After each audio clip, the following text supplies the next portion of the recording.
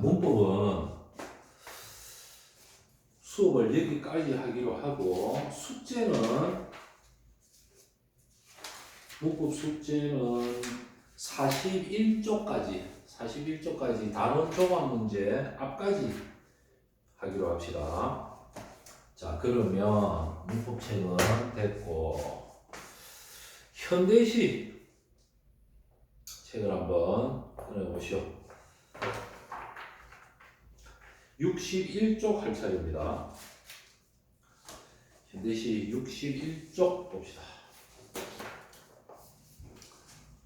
책 폈나? 자, 시작할까요? 현대시 61쪽에 두 개의 시가 있는데 떠나가는 데는 일제강점기 때의 작품입니다. 1930년대 뭐 특별히 어려울 건 없어요. 특별히 어려울 건 없고 보면 내용이 이런 내용 나오죠. 2연에 보면 아늑한 이 항구인들 손쉽게 버릴 거냐 어딘가 떠나가고 있다는 거죠. 그죠? 그리고 떠나가려다 보니 골짜기마다 발에 익은 맷뿌리 모양, 산의 모양들이 눈에 들어오고 주름살도 눈에 익은 사랑하는 사람들 그 사랑하는 사람들과의 이별을 아쉬워하는 장면 이런 것들입니다. 자, 그렇다면 이 화자는 어디인가 지금 떠나가고 있다는 거거든요. 두 가지 의미로 볼 수 있습니다. 첫째는 박용철이라는 사람은 원래 굉장히 부자였어요. 엄청난 부자였어요. 지금으로 치자면 뭐 재벌 2세 정도, 재벌 2세나 3세에 해당될 정도 큰 부자였다고 합니다.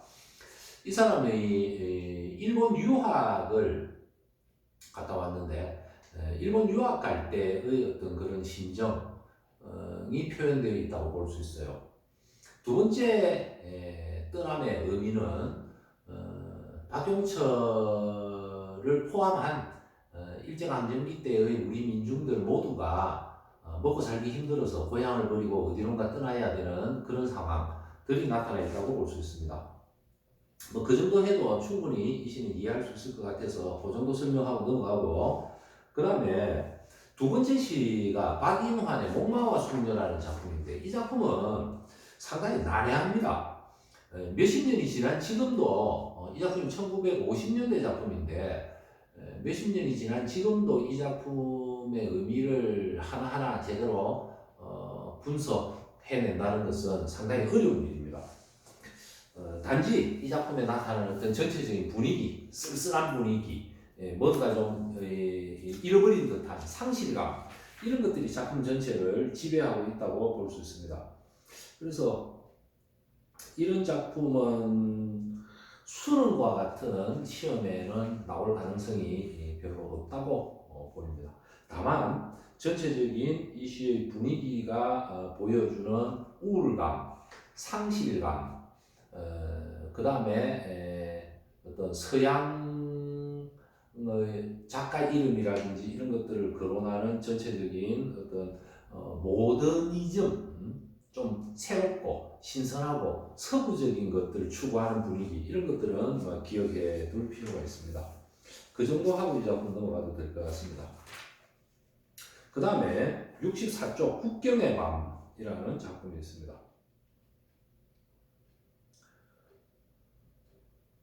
이 작품도 굉장히 오래된 작품이고요. 한때는 이 작품을 두고 뭐라고 했냐면 우리나라의 최초의 장편 서사시다, 길이가 긴 서사시다, 이렇게 얘기하기도 했거든요. 그 얘기는 일종의 작품 속에 하나의 어떤 스토리를 담고 있다, 이런 의미에서 좀 주목되기도 했는데 이것도 그다지 중요한 작품이거나 해서 시험에 자주 나올 만한 그런 작품은 아닙니다. 이 작품은 그냥 쭉 한번 읽어보는 정도로, 읽어보고 문제 푸는 정도로 충분합니다. 거기 보면 64쪽 맨 밑에 감상의 맵 해가지고 작품에 대한 설명이 간단하게 있습니다. 그거 한번 꼭 읽어보기 바랍니다. 그 다음 자 넘어갑니다. 68쪽 백석이라는 사람이 흰 바람벽이 있어 라는 작품이 있는데, 자, 이 작품은 좀 중요하거든요. 설명을 조금 해볼게요.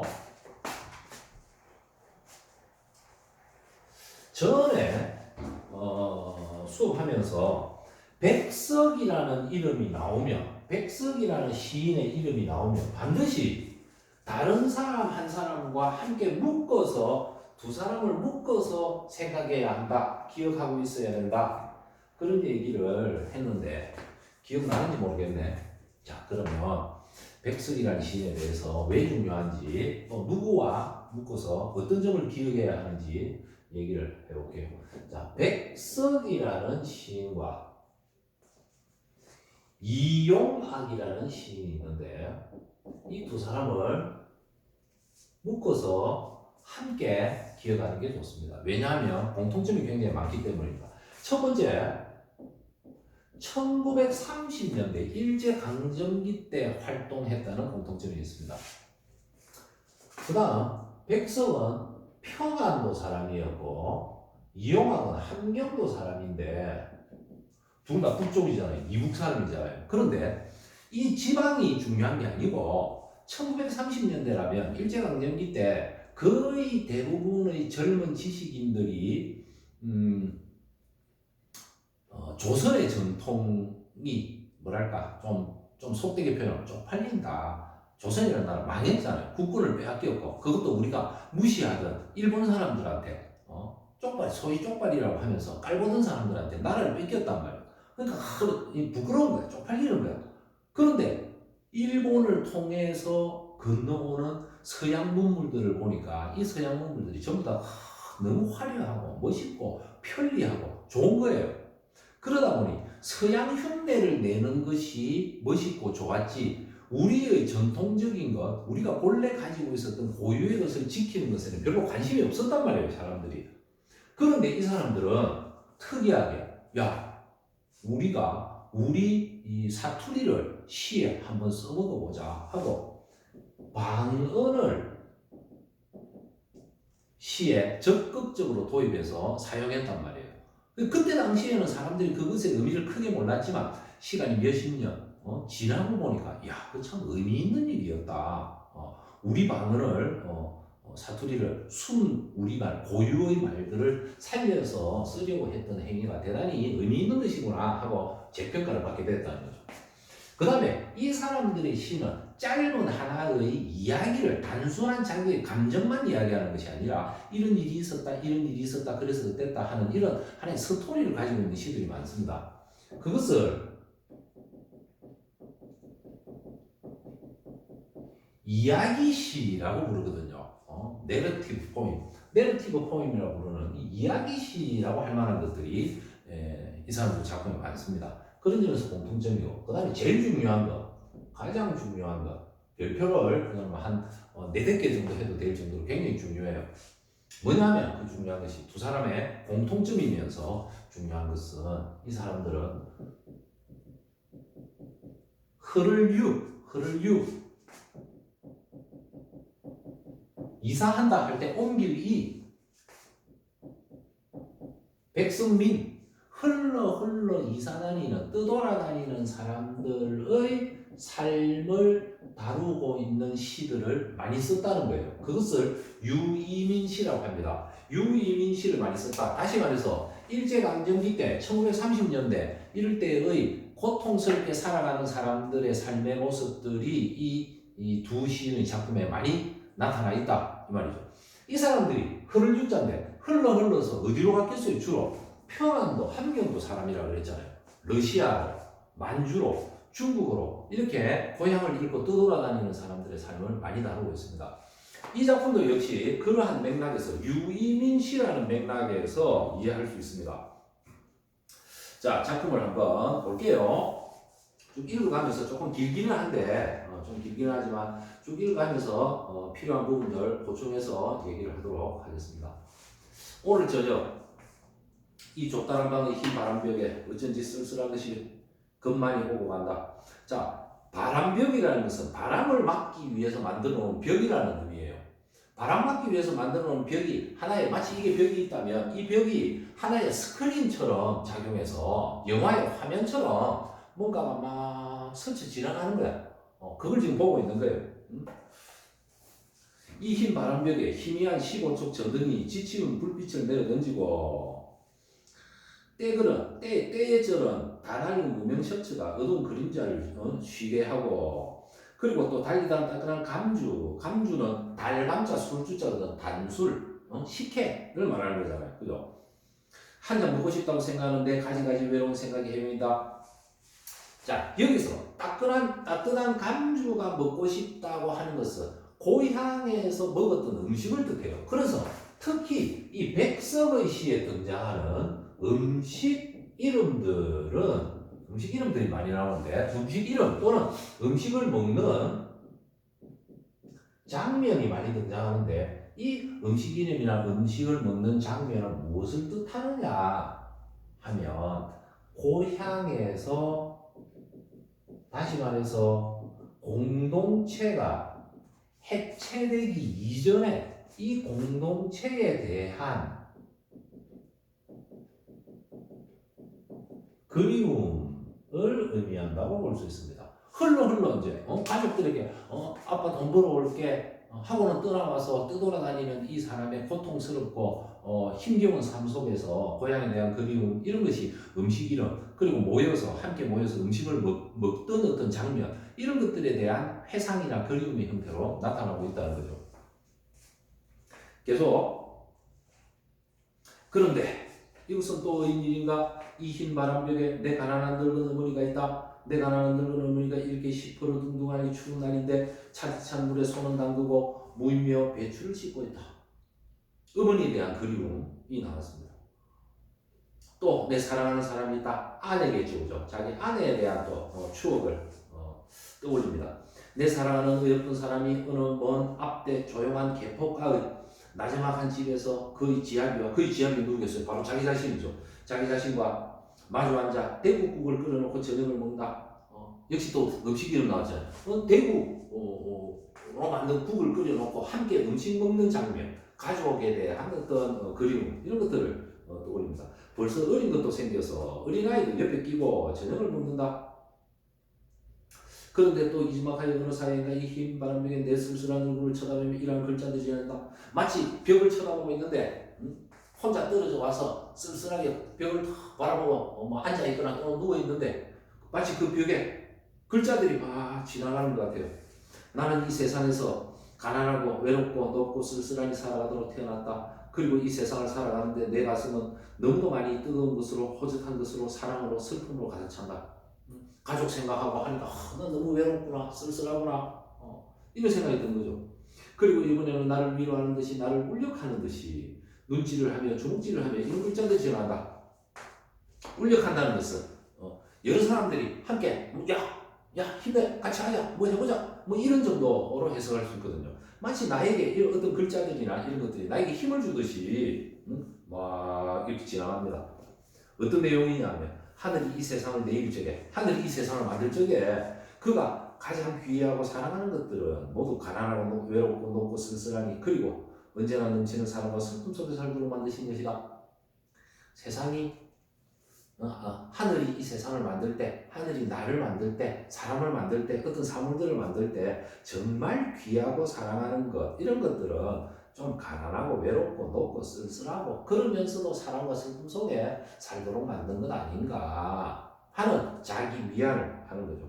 마치 초생달과 바구지꽃과 짝새와 당나귀가 걸어가듯이 그리고 또 프란시스 잠과 도연명은 중국의 시인이죠. 라이널 마리아 릴케가 그러하듯이 이런 사람들이 쓸쓸한 삶을 아름답지만 쓸쓸한 삶을 살았던 것과 마찬가지로 나도 또한 그런 것이 아닌가 하면서 스스로를 위로하고 있는 그런 얘기입니다. 그래서 좀 일제강점기 때 한 사내가 가족을 떠나와서 혼자 느끼고 있는 어떤 그런 외로움 같은 것들이 좀 묻어나는 좀 슬픈 시죠. 옆에 붙어 있는 출제 1순위 이래가지고 있는 설명들도 그냥 한번 쭉 이걸 다 외울 필요는 없고 그냥 써서 한번 읽어보는 정도로 충분할 것 같아요. 다음 넘어갑니다. 71조 윤동주의 별 해는 밤이 있습니다. 자, 별을 세면서 뭐 이런저런 생각들을 하고 있죠. 쭉 이런저런 생각들을 합니다. 그리고 중간 조금 밑에 보면 중간 조금 밑에 연으로 치자면 6년이 되겠네요. 7년이 되겠네요. 7년. 어머님, 그리고 당신은 멀리 북간도에 계십니다. 그렇습니다. 북간도라는 곳은 지도상으로 보면 북한에서 저 위쪽으로 러시아 쪽으로 올라가면 붙어있는 바닷가 쪽에 가까이 있는 곳입니다.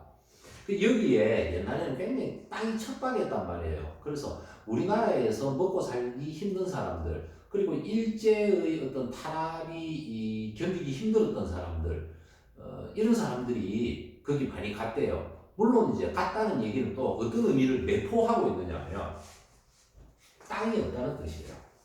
우리나라 농경사회였잖아. 농경사회에서 농사 지을 땅이 없는 사람, 다시 말해서 물려받은 재산이 없는 사람들. 그런데 일본 놈들 밑에서 사는 건 싫어. 그래서 차라리 척박하지만 거기 가서 나는 황무지를 개간하고 거기서 사는 게 오히려 난 속편하고 좋을 것 같아. 이러고 간 사람들이 많았어요. 그 윤동주 아버지가 그렇게 했던 거죠. 그리고 실제로 그렇게 갔던 사람들 중에는 어떤 사람들이 많았냐면, 첫째, 기독교인들, 기독교 신자들이 많이 가고요. 두 번째, 지식인들, 좀 그래도 공부 좀 했다는 사람들 중에서 일제의 그 탄압을 견디기 싫었던 거예요. 이런 사람들이 여기 많이 갔다고 합니다. 그래서 이쪽 북간도 출신들 중에서 보면 윤동주뿐만이 아니고 굉장히 똑똑한 지식인들이 많이 나왔어요. 그 중에 일부는 남한으로 와서 남한에서 우리나라에서 성공하고 학자로 성공한다든지 뭐 했던 사람들도 많이 있습니다. 자, 그 다음에 한번 봅시다. 자, 그 다음 A 부분 한번 볼까요? 나는 무엇인지 그리워 이 많은 별빛이 내리는 등 위에 내 이름 자를 써보고 흙으로 덮어버렸습니다. 왜 덮어버렸어요? 내 이름을 쓰고 덮어버렸다. 그 말은 부끄럽다. 내 이름이 부끄럽다. 내가 이렇게 무력하게 살아가고 있는 것이 부끄럽다 하는 의미를 담고 있습니다. 자기 딸에는 밤을 새우는 벌레는, 자, 밤을 새워서 벌레가 온다는 것은 첫 번째, 벌레라는 것은 미미한 존재죠. 윤동주 자기 자신처럼 참 보잘것없는 벌레이기는 하지만 밤을 새워서 옵니다. 밤을 새워서 이 어두운 밤과 같은 암담한 현실을 슬퍼하고 있는 거죠. 그래서 잠을 못 자고 옵니다. 부끄러운 이름을 슬퍼하는 까닭에 운다고 그랬습니다. 그러나 자, 항상 독해를 할 때도 그렇고 평소에 우리가 어른 생활할 때도 그러나 매우 중요하잖아. 그죠? 뭐 좋은 말 쭉 해놓고 그러나 이러면 정말 이 사람이 하고 싶었던 말은 앞에 했던 말이 아니라 그러나 다음에 온 말을 지금 하고 싶어 하는 거잖아요. 그죠? 그러나 겨울이 지나고 나이 들어도 봄이 오면 나에게도 또는 우리 사회에도 또는 우리 나라에도 좋은 시절이 오면 무덤 위에 파란 잔디가 피어나듯이 무덤 위에도 파란 잔디가 생명의 어떤 힘을 보여주듯이 내 이름자 묻힌 언덕 위에도 있습니다. 그러면 내 이름자가 묻혀 있다는 것은 내가 이미 죽었다는 얘기가 되겠죠. 내가 죽은 그 다음 그 언덕에 자랑처럼 풀이 무성할 기회다. 그렇습니다. 자랑처럼이라고 했어요. 자랑처럼 풀이 나는데 풀이 어떻게 자랑처럼 나? 독특한 단어를 지금 조합시켜 놨단 말이에요. 풀이 자라나는 것과 자랑처럼이라는 단어를 지금 조합해 놨거든. 이게 무슨 의미일까요? 내가 죽은 다음에 풀이 날 텐데, 내 무덤 위에 풀이 날 텐데, 이 풀이 자랑처럼 무성하게 날 것이다. 이 말은 내가 죽은 다음에는 지금처럼 부끄럽지 않을 것이다. 라는 의미가 되겠죠. 그래서 지금 당장은 내가 부끄럽고 그 부끄러움 때문에 밤새 벌레처럼 울고 있지만 내가 죽은 다음에는 자랑처럼 풀이 날 것이다. 즉 앞으로의 삶은 자랑스럽게 부끄럽지 않게 살아갈 것이다를 간접적으로 이렇게 표현하고 있는 것이라고 볼 수 있겠죠. 다음 시입니다. 72쪽. 둘째 줄 한번 볼까요? 어머니, 아직 촛불을 켜지 말으세요. 왜? 아직은 아주 깜깜한 암흑의 시간이 오지 않았습니다. 희망이 남아 있습니다. 괜찮습니다. 이렇게 얘기하는 것 같죠.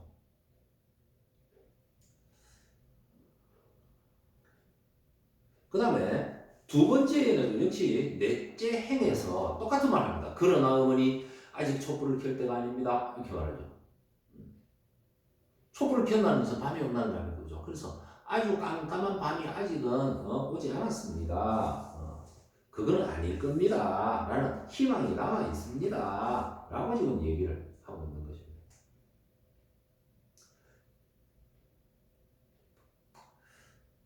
자, 전체적으로 다 그런 의미로 볼 수 있습니다. 그 다음에 감상의 몇 부분을 보면, 맨 아래에 있는 감상의 몇 부분을 보면 이런 말이 보입니다. 어두움의 이미지와 밝음의 이미지를 대비하여 라는 말이 보죠. 이런 거는 시험에 나오죠. 이건 중요하죠.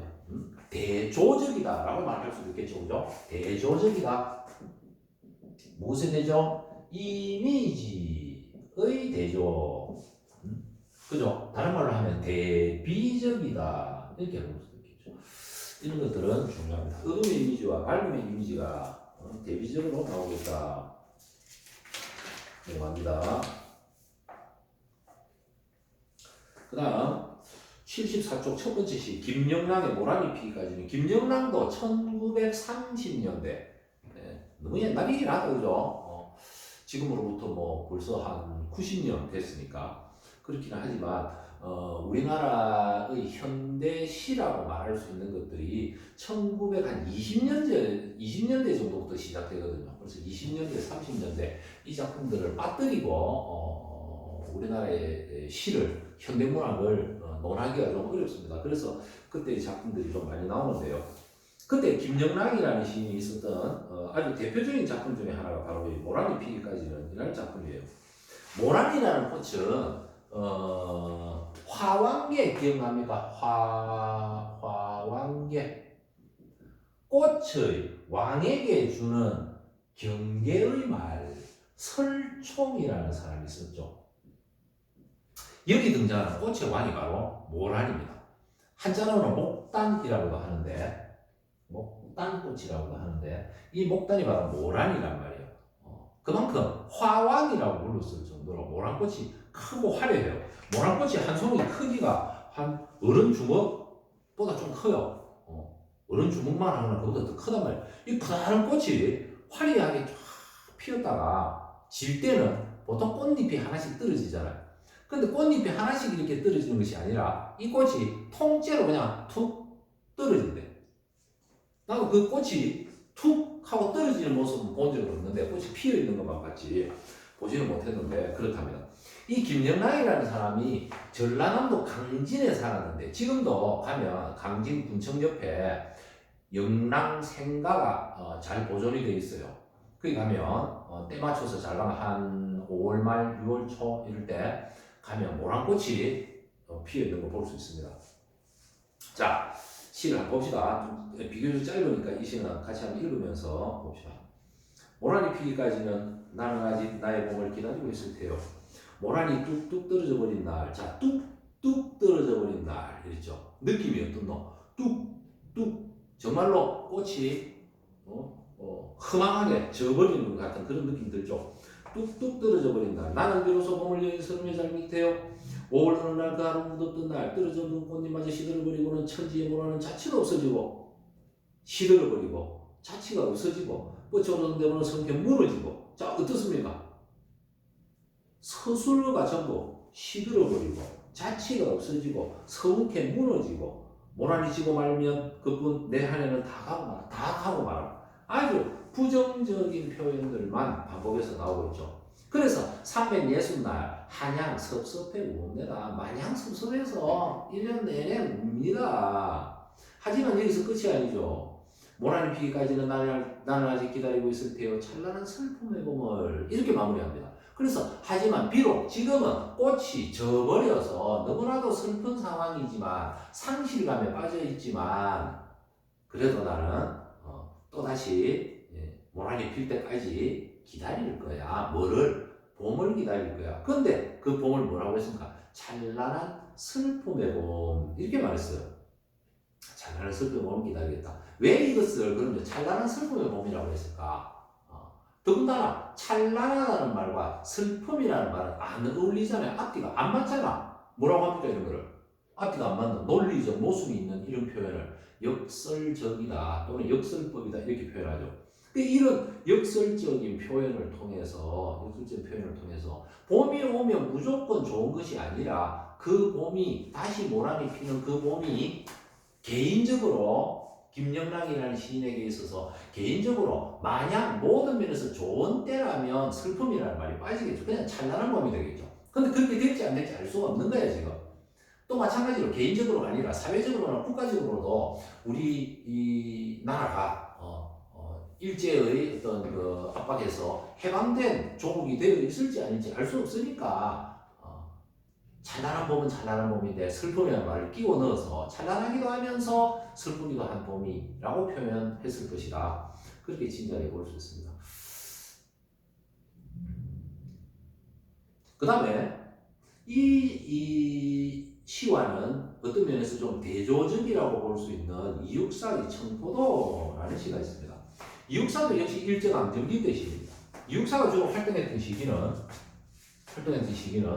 1930년대 말에서 1940년대거든요. 1940년대인데 1945년에 돌아가셨어요. 44년 만이가 해방을 몇 달 남겨놓지 않은 상황에서 북경 감옥에서 돌아가셨습니다. 이육사는 뭐 최근에 들어서 소개된 어떤 뭐 여러 가지 다큐멘터리 프로그램이나 또는 영화를 통해서 소개된 의열단이라는 항일 무장 운동 단체의 단원이었다고 합니다. 다시 말해서 이육사는 목숨 걸고 민족 해방 운동을 했다는 거죠. 그야말로 목숨 걸고 만주로, 중국으로, 러시아로, 조선으로 왔다 갔다 하면서 해방운동을 했던 사람입니다. 의열단이라는 단체가 상당히 치밀한 점조직으로 이루어져 있어서 잘 모른대. 누가 뭐 했는지 이런 걸 자세히는 알 수가 없대요. 다 가려져 있어서. 그렇긴 한데 어쨌든 이육사는 의열단 단원이었다고 합니다. 자기 자신이 이런 말도 한 적이 있어요. 내가 글을 쓰는 이유는 독립운동의 한 방편으로서 글을 쓰는 것이다. 자기는 문사, 글 쓰는 사람, 문사가 아니다. 나는 독립운동의 한 방편으로 글을 쓰는 것 뿐이다. 이렇게 표현했을 정도로 그 사람은 자기의 온 젊음을 민족 해방에 바쳤던 사람이라고 할 수 있습니다. 그리고 실제로 또 처음 이육사가 18살인가 19살인가에 처음 감옥을 갑니다. 해방운동하고 독립투쟁하고 관계돼서 감옥 가고 그때부터 죽을 때까지 17번인가 몇 번 감옥을 가요. 요즘 말로 하면 전과 17범인가 그래요. 그리고 결국은 북경 감옥에서 옥사 해방을 끝내보지 못하고 옥사하게 됩니다. 그래서 우리가 저항 시인이라고 얘기하는 윤동주라든지 이런 시인의 삶과 비교해 볼 때 이육사는 진짜 오리지널로 그야말로 오리지널로 저항을 했던 그런 시인이라고 볼 수 있습니다. 더군다나 집안도 굉장히 좋았어요. 이육사는 안동의 그 퇴계 이황 본가에 장손의 쭉 이렇게 장남 집안으로 몇 대더라 퇴계 이황의 뭐 십몇 대인가 그 손이에요. 그 장남 집안에 자기는 넷째 아들인가 그랬어요. 그러니까 자기 친형이 장손이었던 거죠. 그만큼 우리는 아주 뼈대 있는 집안 가문의 자손이야 하는 어떤 그런 자부심을 가지고 그런 교육을 받고 컸다는 거죠. 근데 좀 편하게 살 수도 있었을 텐데 그런 거 다 포기하고 독립운동 했던 사람입니다. 자, 봅시다. 청포도. 내 고향 7월은 청포도가 이어가는 시절. 이 마을 전선이 주저리 열리고 먼데 하늘이 꿈꾸며 아라리 들어와 박혀 하늘 및 푸른 바다가 가슴을 열고 흰 돛담배가 곱게 밀려서 오면 내가 말하는 손님은 고달픈 몸으로 청포를 입고 찾아온다고 했으니 자 내가 말하는 손님이 뭘까요 그러면 진짜 손님일 수도 있겠지만 이 손님을 조국의 독립 해방이라고 본다며 이 해방이 고달프게 온갖 어려움을 다 겪고 나서 찾아온다고 청포를 입고 아주 멋진 푸른 도포를 옷을 입고 찾아온다. 내 글을 맞아 이 포도를 따먹으면 두 손은 흠뻑 적셔도 좋으련. 자 그러면 두 손을 흠뻑 적신다는 건 뭐겠어요? 손을 버린다. 물론 포도를 따다가 손을 버리는 정도야 뭐 향기도 좋은 향기가 날 거고 뭐 손가락 쪽쪽 빨아먹어도 될 정도로 좋겠지만 여기서 내 손을 버린다는 것은 하나의 어떤 자기 희생의 태도 이런 것으로 볼 수 있겠죠. 나를 희생해도 좋을 거야. 그래서 하면 아이야 우리 식탁엔 은쟁반에 자 은쟁반이라는 거는 내가 가진 가장 좋은 것을 사용하여 그런 것들을 동원하여 하얀 모시수건을 마련해 두렴. 은쟁반 위에다가 하얀 모시수건을 놔둘 테니 내가 말하는 그 손님이 고달픔에 지쳐서 오면 이 모시수건을 내려드릴 거야. 그리고 그 수건으로 얼굴도 닦고 손도 닦고 할 수 있도록 할 거야 하는 그야말로 뭐랄까요 조국 해방의 그날이 찾아오기를 아주 경건한 마음의 자세로 기다리는 태도 이런 것으로 볼 수 있습니다. 그래서 전체적인 분위기가 모란이 피기까지는 같은 분위기는 좀 우울하고 슬픔이 가득 차 있는 슬픔 속의 어떤 희망 이런 것이라고 볼 수 있지만 청포도에 나타나는 분위기는 좀 더 밝은 분위기, 좀 더 긍정적인 희망 이런 것이라고 할 수 있겠죠.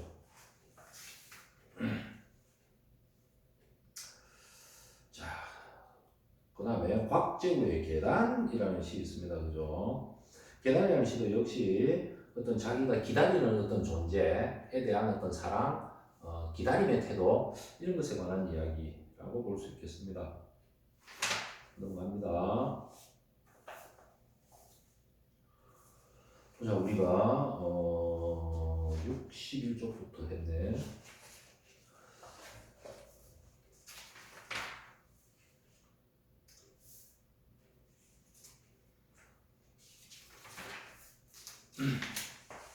자, 첫 번째 시 77쪽 첫 번째 시 겨울바다 봅시다.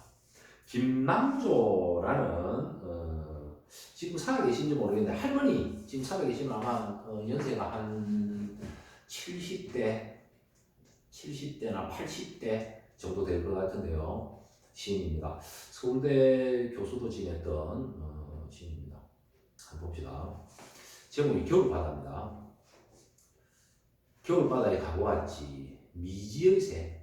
미지라는 것은 알지 못한다 이 말이죠. 알지 못하던 새, 보고 싶던 새들은 죽고 없었네. 자, 겨울바다에 어떤 희망을 갖고 간 거예요. 거기 가면 내가 보고 싶었던 어떤 새가 있을 거야 하고 간 거예요. 내가 알지 못하는, 잘 모르는 새도 아마 거기 가면 내가 처음으로 보게 될 거야 하고 간 거예요. 희망을 갖고 갔는데 가보니까 없다는 거죠.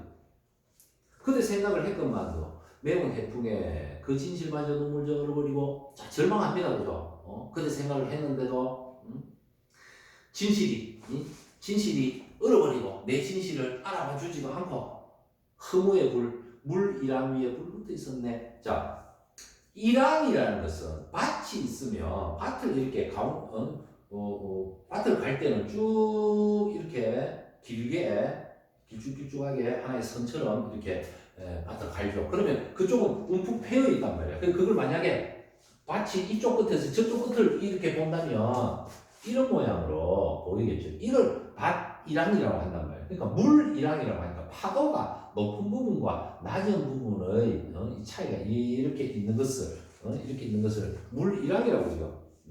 여기에 허무의 불이 불붙어 있는 것 같더라. 그만큼 자기가 지금 허무를 느낀다는 거죠.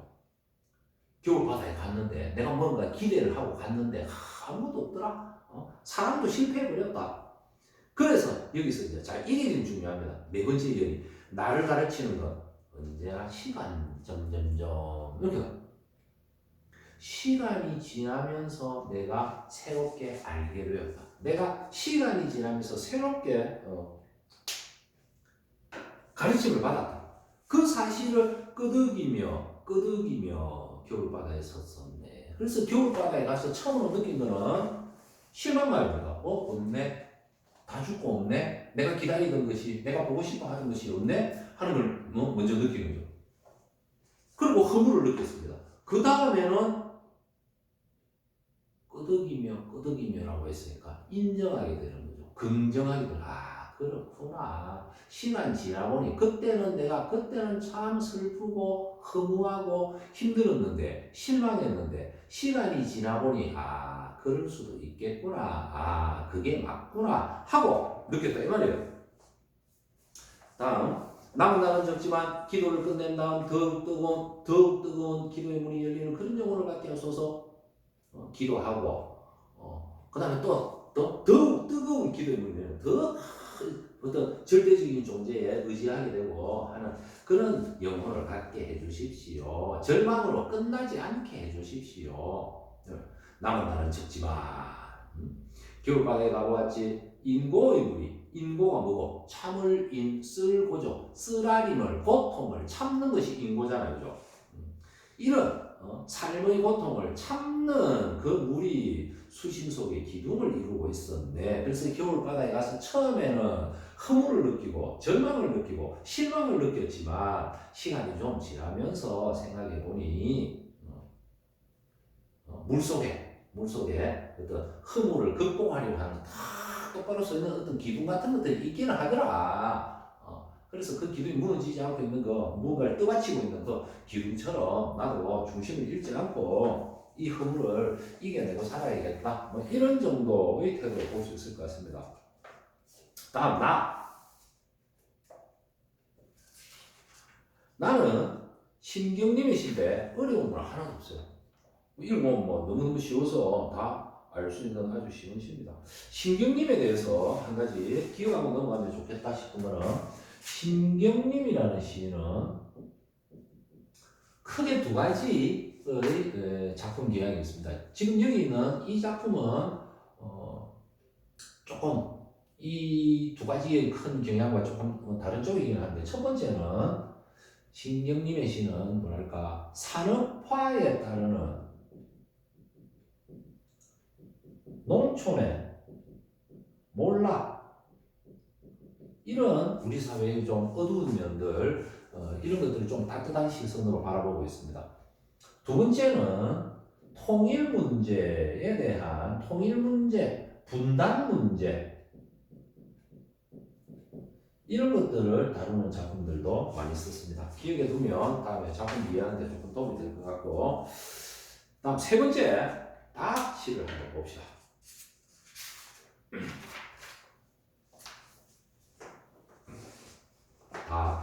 새로이 이사를 와서, 제목이 뭐냐면, 제목부터 들어볼게요. 녹을 닦으며, 이렇습니다. 녹을 닦으며. 공초 14 이렇게 되는데, 공초라는 것은 죄인 신문 조서, 이런 뜻입니다. 죄인 신문 조서. 또 다른 의미로는 전봉준이 동학혁명을 주도했던 전봉준이 붙잡혀가서 조사받았던, 신문받았던 그 기록 내용, 조서 내용, 이런 뜻도 가지고 있습니다. 자, 마치 그런 것처럼 자기가 자기 자신에게 신문하는 거예요. 너 이런 거 잘했어? 이런 거 잘못했어? 하는 그런 내용과 관련이 있다고 볼 수 있습니다. 자, 한번 봅시다. 새로 이사를 와서 형편없이 더럽게 서러있는 흑갈색, 흑갈빛 때문에 녹을 닦으며 내 지나온 생에는 얼마나 지독한 녹이 서러있을지 부끄럽고 재서로 손이 아닌 줄 몰랐다. 자, 자기 자신은 나에게는 어떤 지독한 녹이 서러있는지 이렇게 말했다고요. 그래서 자기 자신에 대한 어떤 부끄러움을 느끼고 자기 자신에 대한 반성을 하는 것으로 볼 수 있겠죠. 나는 때문에 녹을 닦으며 내 깊고 어두운 생명 저편을 보았다. 비늘처럼 총총히 돋쳐있는 회한의 슬픈 역사. 자, 문학 공부하다 보면 회한이라는 말 자주 나오거든요. 무슨 뜻인지 모르는 사람들이 들어있어서 한 번 더 얘기하자면 회는 후회,